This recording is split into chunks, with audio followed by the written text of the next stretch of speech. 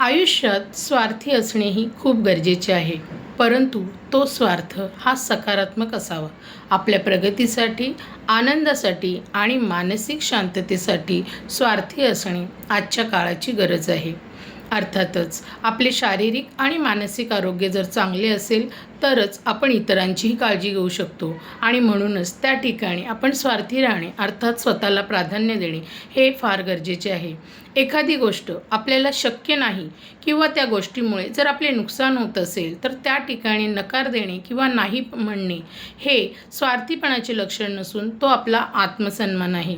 आपल्या ध्येयप्राप्तीसाठी, करिअरसाठी किंवा चांगल्या शिक्षणासाठी, उत्तुंग भरारी घेण्यासाठी आपण आपला वेळ आणि आपली क्षमता वापरणे व त्यासाठी स्वतःला प्राधान्य देणे या ठिकाणी स्वार्थीपणा नाही.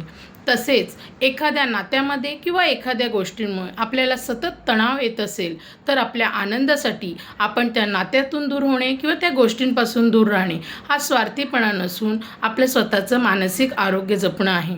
थोडक्यात काय तर इतरांचे कोणतेही नुकसान होऊ न देता फक्त स्वतःसाठी, स्वतःच्या आनंदासाठी, प्रगतीसाठी आणि मानसिक तसेच आपल्या शारीरिक आरोग्यासाठी स्वतःला प्राधान्य देणे हे स्वार्थीपणा नसून एक चांगले लक्षण आहे.